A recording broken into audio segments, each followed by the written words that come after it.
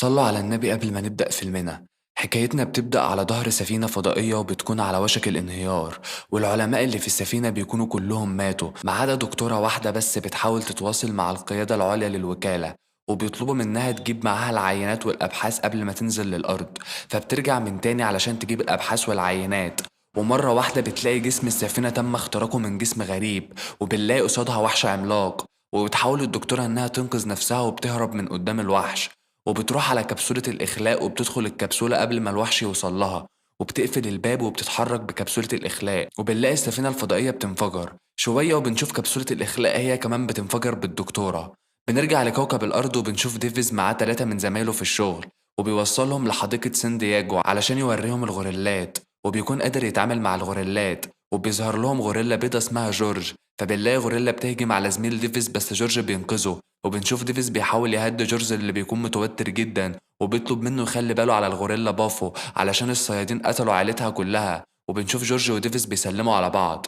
بعدها بنشوف قذائف بتنزل من السماء على حديقة الحيوان، وجورج بيروح يشوف قذيفة منهم، وبتلاقي القذائف عبارة عن العينات اللي الدكتورة في السفينة الفضائية كانت بتجمعهم، والكبسولة اتفجرت بيها بس العينات بتكون سليمة. فبنشوف جورج بيحاول يلمسها بس بيتلسع منها. تاني يوم بنلاقي ديفيز بيروح مع كونر لبيت الدببة علشان جورج بيكون محبوس هناك، وبيدخل عليه فبيلاقيه قتل دب، وبيحاول ديفيز يعرف منه السبب بس جورج بيكون زعلان وحزين جدا على اللي حصل، وبيجي إخبارية في اللاسلكي لكونر إنه لازم يروح حديقة الحيوان حالا. فبيروح هو وديفيز لهناك وبيلاقي زمايله موجودين، وبيشوف عينة من العينات اللي جورج لمسها موجودة، وبنلاقي ديفيز بياخدها علشان يشوفها.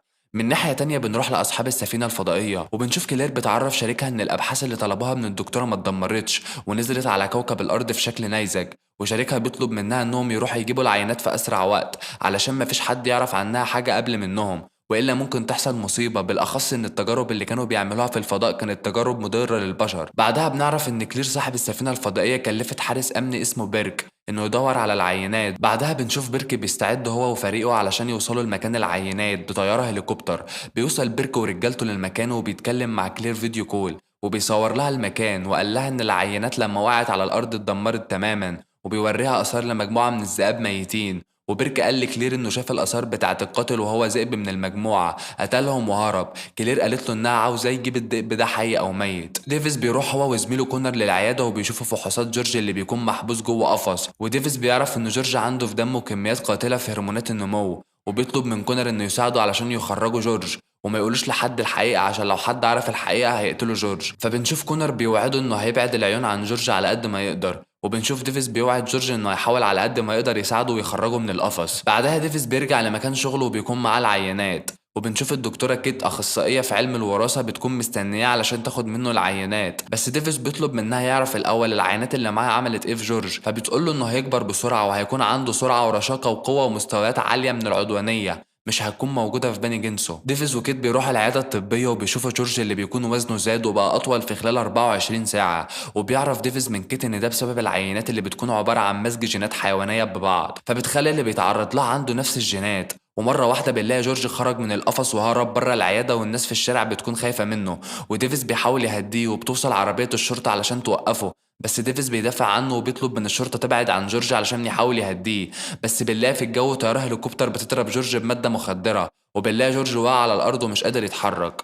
من ناحية تانية بنشوف بيركي بيكون في الهليكوبتر وبيحاول يصطاد ذئب وبيتواصل مع المقر الرئيسي، وبنلاقيه نزل هو ورجالته للغابة وبيمشوا ورا آثار الذئب وبيصوروا للمقر الرئيسي، وبيحسوا إن في حاجة جاية في اتجاههم من الغابة، فبيتجمعوا مع بعض وبيضربوا عليها نار. فبيظهر لهم وحش بيخطف واحد منهم وبيحاولوا يقتلوه بس مش بيعرفوا، وبنشوف بيركي بيهرب من الوحش وبيطلب مساعدة من الهليكوبتر اللي بنلاقيها بتضرب نار على الوحش، بس هو بينط على الهليكوبتر وبيدمرها. وبنلاقي بيرك لوحده والوحش وراه وبيكون عاوز يقتل الوحش بس مش بيكون عنده أي فرصة لأنه بيموت في وقتها. بنروح لديفيز والدكتورة كيت وبنلاقيهم مقبوض عليهم، وبيقابلوا محقق مسؤول عن قضية جورج، وبيدخل كيت وديفيز وجورج جوه الطيارة وبيتحركوا. فكيت قالت له إن جورج ممكن يفوق في أي لحظة علشان جسمه بيكبر وبينمو بسرعة، بس هو مش بيصدقها لأن الفريق اللي ضرب عليه المخدر حدد الجرعة بناء على تحاليله. بس بنشوف المحقق بيعرفهم إن في حالة جديدة ظهرت أخطر من جورج، وبيوري لهم الفيديو بتاع الوحش اللي قتل بيركو ورجالته في الغابة. من ناحية تانية بنشوف كلير بتكون عاوزة تجمع الوحش والغوريلا عندها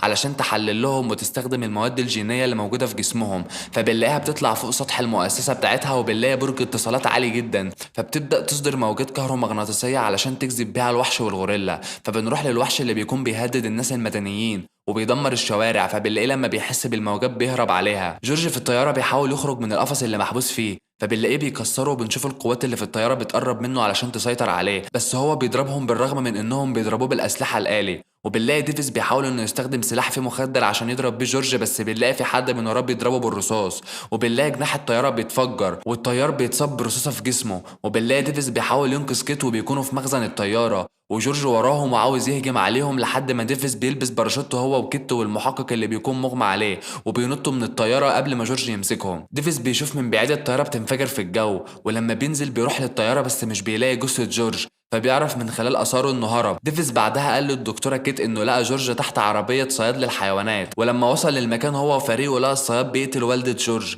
وهو كان شايف من بعيد وهو بيبص على والدته وهي بتموت. علشان كده هو اشتبك مع الصياد ورجالته علشان ينقذ جورج. الدكتورة كيت قالت لديفيز إنها بعد ما اتخرجت من الجامعة أخوها كان تعبان، والدكاترة قالوا لها مفيش أمل في علاجه، وهي اتعرفت على كلير اللي كانت عاوزة تساعدها في علاج أخوها، واشتغلت في المختبر بتاعها. وكل ما بتصنع علاج لاخوها كانت كلير بتستخدمه في السر في تصنيع حمض نووي مسلح، وهي حاولت تدمره بس الامن قبض عليها ودخلت السجن، وعرفت ان اخوها مات وهي محبوسه. توصل طيارات انقاذ لديفيز واللي معاه، وبيروح لمقر القياده العسكريه اللي بتكون بتراقب جورج والذئب، وبيلاقوهم بيتحركوا مع بعض. وديفيز بيكون متفاجئ من ان نوعين مختلفين من الحيوانات بيتحركوا مع بعض، علشان الذئب والغوريلا لو قابلوا بعض هيقتلوا بعض. بس الدكتوره كيت بتكون عارفه السبب، وقالت لهم انهم تم استدعائهم لانها لما كانت شغاله في مختبر كلير كانت بتصنع حمض نووي قابل للاتصال بالحيوانات عن طريق ارسال الاشارات. وقالت لهم ان الحيوانات ديت هتوصل لمكان الاشاره، ومفيش حد هيقدر يوقفهم لانهم عندهم القدره على تجديد خلاياهم بشكل سريع، والرصاص والدبابات مش هتقدر توقفهم. بعدها بنعرف ان المباحث الفيدرالية عاوزة تحقق مع ديفيز والدكتورة كيت، وعلشان كده بيقبضوا عليهم. فبنلاقيهم بيقدروا يهربوا من الجنود اللي معاهم وبيدوروا على طيارة هليكوبتر. ولما بيقربوا من الطيارة بيظهر لهم المحقق اللي بيعرف من الدكتورة كيت ان كلير ذكية جدا وعاوزة طول الوقت تكون مسيطرة على الوضع، علشان كده هي مأمنة نفسها، واكيد عندها في المختبر ترياق قادر يوقف الطفرات النووية اللي في الحيوانات دي. فبنلاقي المحقق بيساعدها وادالهم مفاتيح الهليكوبتر. بنرجع للقائد العسكري وبيشوف على شاشة جورج والذئب بيتحركوا مع بعض في اتجاه شيكاغو عند مقر مختبر كلير، وبيكونوا تحت مرمى جنوده اللي بتكون متراقبهم، فبيصدر اوامر بضربهم. فبنلاقي الجنود بتضرب قنبله عليهم وبيقربوا منهم، بيلاقوهم لسه عايشين، وبينقطع الاتصال مع مركز القياده اللي بنلاقي فيه القائد بيصدر اوامر انه هيستخدم الخطه الطارئه وهيخلي مدينه شيكاغو من الناس وهيهجم على الحيوانات بكل قوته واسلحته. بيوصل ديفيز والدكتوره كيت لشيكاغو وبيلاقوا جورج والذئب بيدمروا في المدينه وبيدمروا الطيارات اللي بتهاجمهم، وبيكون في 50% من الناس تم إخلاءهم من المدينة. وقوات الأمن بترصد حركة جسم غريب بيتحرك في النهر لحد ما بيلاقوا تمساح عملاق بيخرج من النهر، فبتحاول القوات إنها تهجم عليه بس مش بتقدر بسبب قوته، لحد ما بنلاقي جورج والذئب والتمساح بيتجمعوا مع بعض وبيكملوا تدمير في باقي المدينة. وديفيز قال لكيت إنهم لازم يلاقوا ترياق في أسرع وقت. ديفيز وكيت بيوصلوا للمختبر الطبي، والمحقق بيكلم ديفيز وقال له ان قوات الامن هتضرب القنابل في خلال نص ساعه، وقنبله واحده كفيله تدمر 5 احياء كامله. من ناحيه تانية بنلاقي كلير بتستعد علشان تهرب، وبتكون عاوزه تروح المختبر علشان تجيب الترياق، وبتلاقي في كاميرات المراقبه ديفيز وكيت موجودين في المختبر. ديفيز وكيت بيدوروا على الترياق لحد ما بيلاقوه، وفي اللحظه ديت كلير وروبرت بيدخلوا عليهم المختبر وبياخدوا منهم العلاج اللي لاقوه. وكلير قالت لهم ان الترياق بيخلي الحيوانات تثبت على العدوانيه اللي فيها. وبنلاقي كلير بتضرب ديفيز بالمسدس وبتاخد كيت رهن معاها، وهم بيتحركوا في اتجاه السطح بيلاقوا البرج بيتهز، فبنلاقي جورج والذئب والتمساح بيتجمعوا عند الإشارة وبيطلعوا على البرج. في اللحظة اللي بيكونوا هيركبوا فيها الطيارة بيظهر لهم جورج، فبنلاقي روبرت بيجري ومعاه الترياق وكلير بتجري وراه، وبنشوف جورج بيحاول يكسر برج الإشارة، وبنلاقي ديفيز ظهر وبتكون الرصاصة اللي اتضربت عليه كانت في منطقة غير حيوية في جسمه، وبيشوف جورج في حالة غضب وبيكسر برج الإشارة، وكيت بيكون معاه ترياق واحد. ديفيز بيفكر ازاي يقدر يعالج بيه جورج علشان يقدر يساعدهم. بيتحرك ديفيز وكيت بس بتظهر لهم كلير ومعاهم مسدس وتطلب من ديفيز انه يروح لجورج لحد ما تركب الطيارة وتهرب. فبنلاقي ديفيز بينادي على جورج فبيظهر، والدكتورة كيت بتزق كلير على جورج وبيقدروا يدولوا الترياق، وبنشوف جورج بيمسك كلير بايده وبياكلها. بعدها بنشوف ديفيز والدكتوره كيت بيحاولوا يهربوا من المبنى اللي بيكون بينهار وبيقع على الارض، فبيركبوا الهليكوبتر وبنلاقي المبنى بينهار كله، وبنشوف ديفيز وكيت بيقدروا ينقذوا نفسهم بالطياره. بيخرج ديفيز وكيت من الحطام وبيلاقي جورج اللي بيكون راجع لطبيعته، فبيطمن على جورج، ومره واحده بيخرج الذئب والتمساح من تحت الحطام. فبنلاقي ديفيز بيطلب من كيت انها تكلم المحقق وتطلب منه يحاول يوقف عمليات القذف علشان المدينه ما تتدمرش، وهو وجورج هيحاولوا يقضوا على بقيه الحيوانات. بنشوف بعدها ديفيز وجورج بيستعدوا لمحاربه الحيوانين، فبيهجم عليهم التمساح وجورج بيمسك حديدة وبيضربه بيها، ووراه بيهجم الذئب، فبنلاقي جورج بيلف بيه وبيحدفه على العماير، بس الذئب بيطلع له جناحات بيطير بيها، وديفيز بيستغرب من ان الذئب عنده جناحات، فبيضرب عليه نار من السلاح اللي معاه لحد ما بيطير الذئب وبيبعد عنهم وبيدخل في عمارة. ومرة واحدة بيسهر وهو بيطير وبيهجم على ديفيز، فبنلاقي التمساح مرة واحدة هجم على الذئب وضربه ووقعه على الأرض. بعدها كيت بتوصل للمعسكر الأمني وبتلاقي المحقق وقالت له ان الترياق نجح، وديفيز وجورج بيحاربوا الحيوانين وعاوزاه يوقف عمليه القصف علشان لسه المدينه فيها ناس. بنرجع لديفيز بنلاقيه بيهرب من التمساح وسط العماير المتدمره، والتمساح بيكون وراه لحد ما ديفيز بيقع على الارض ومش بيقدر يتحرك. وقبل ما التمساح بيقتله بيدخل جورج وبيضربه بحجاره كبيره وبيحاول يبعده عن ديفيز، وبيضربه في وشه لدرجه انه بيكسر له سن من اسنانه، بس التمساح بيقاوم وبيهجم على جورج. وبنشوف ديفيز بيرمي مجموعه من القنابل على التمساح، فبيفجر جزء من جسمه وبيقع على الارض. ومرة واحدة بيحرك ديله علشان يضرب بيه ديفيز، بس جورج بيدخل في اللحظة الأخيرة وبيمسك ديل التمساح اللي بنلاقيه بيحدف جورج لبعيد، وبنشوف جورج اتصاب والحديدة دخلت جوه جسمه زي السهم، فبيحاول جورج يهرب من فوق العمارة، بس التمساح بيمسكه من دراعه وبيوقعه على الأرض. وديفيز بيروح على الهليكوبتر وبيضرب التمساح بالنار بس ما بيتأثرش، فبيفعل نظام الصواريخ وبيضربها على التمساح اللي بنلاقيه ما حصلوش اي حاجه، وبيهجم على الطياره، فبينزل ديفيز من الطياره في اللحظه المناسبه قبل التمساح ما يحطمها. بيهرب ديفيز من التمساح اللي بيكون وراه، وقبل ما بيقتله بنلاقي جورج بينط عليه وفي ايده حديده كبيره بيضربها في عين التمساح اللي بيقع على الارض وبيموت، وبنلاقي جورج بيبعد عن المكان وديفيز بيروح وراه يطمن عليه.